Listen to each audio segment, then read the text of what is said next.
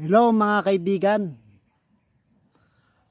Narito po ako na naman sa wilderness, sa lugar na ilang na magpapahayag sa inyo ng salita ng propesiya sa Genesis 1:26.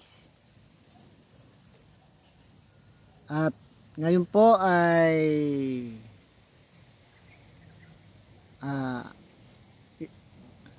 ilayo po natin ang aking muka, baka nagsasawa kayo sa aking muka, pangit. Hindi po maganda ang view.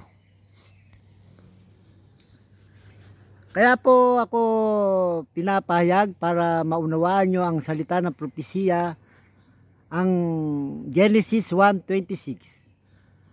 Ang sabi ng Diyos, ang propesiya, unawain ang salita. Lalangin natin sa ating larawan, sa ating kawangis, ang tao. Ang ibig sabihin nun, sabay silang lumalang. Wala pang ama, wala pang anak. Ito po ay propesiya ng Diyos na maaring magaganap, naganap na, at magaganap pa lang. Mahiwaga po ang salita ng propesiya ng Diyos dahil siya po ay makapangyarihan. Ang Diyos po ay pasimula.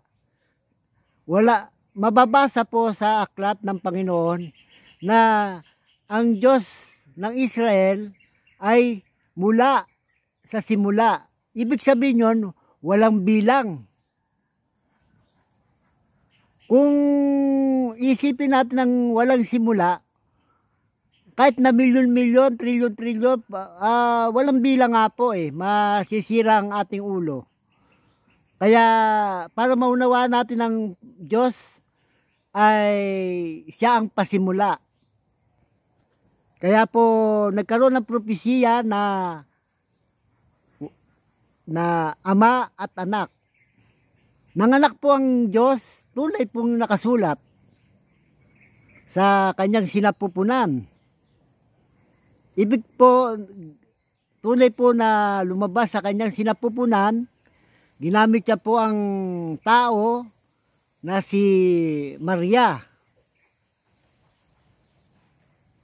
na ginamit niya po ang dakilang kapangyarihan ng Espiritu Santo para matupad ang propesiya sa isang Diyos sa dalawang persona. Kaya marami po nalilito na mga ngaral, matatalinong mga ngaral, mahusay sa Biblia, kabisado nila ang Biblia, 10 taon sila nag-aral, 20 o higit pa. Pero hindi nila maunawaan dahil hindi nila sinusunod ng Diyos. Kumakain sila ng karumal-dumal.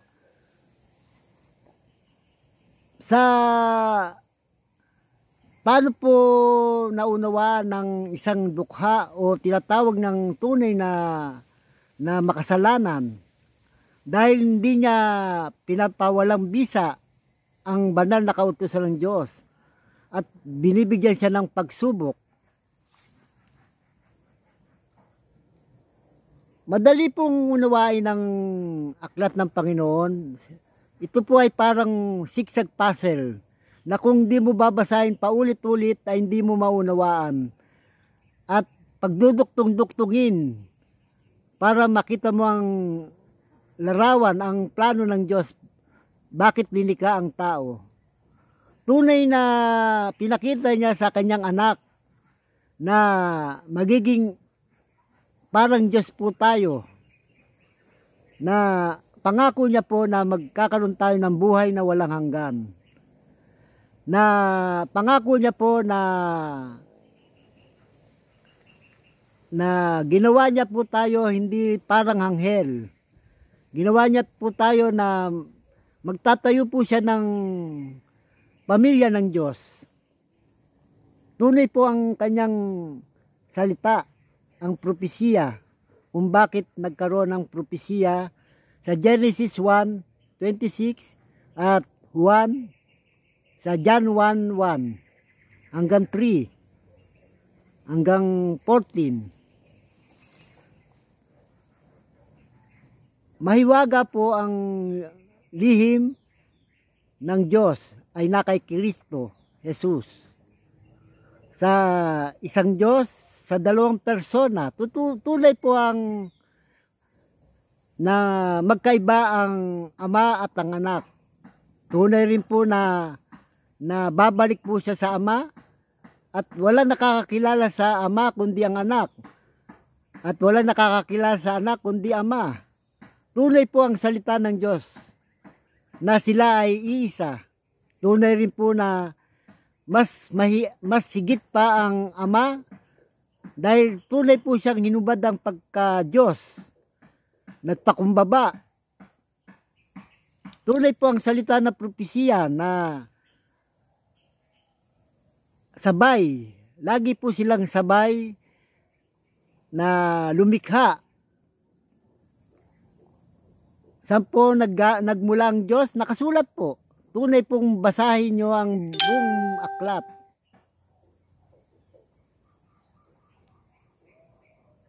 Kaya po, unawain po natin ng mabuti na maganda ang plano ng Diyos para sa tao. Na ibinigay niya ang buktog na anak para tayo ay maligtas, para magkaroon tayo ng buhay na walang hanggan. Paniwalaan po natin siya. Siya po ang tunay na larawan ng Diyos. Siya po ang anyo. Wala na po tayong hahanapin na ibang Diyos. Dahil nakasulat rin po na may Ama ang sanlibutan, ang dragon, ang makapangyarihan na pinaubaya niya po dito sa lupa na maging Diyos ng mga tao. Kaya po maraming salamat sa muli na sana po mga kaibigan ko, gawin niyo pong matalik na kaibigan upang makarinig ng espiritu ng katotohanan. I-click niyo po, subscribe niyo po ang aking channel para masubaybayan niyo po ang salita ng propesiya na maririnig sa buong mundo. Salamat po ng marami mga kaibigan ko sa Mukha ng Aklat sa Facebook. Ako po ang saksi sa salita ng propesiya, ang Kristiyanong Israel sa puso. Maraming salamat po, loobin ng Diyos na bigyan po ako ng matalinong puso.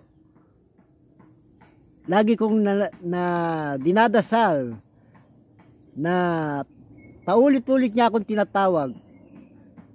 At ngayon po ay naunawaan ko po ang kanyang plano.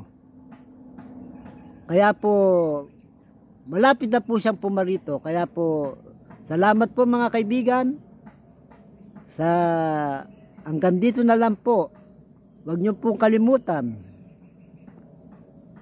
na Arier's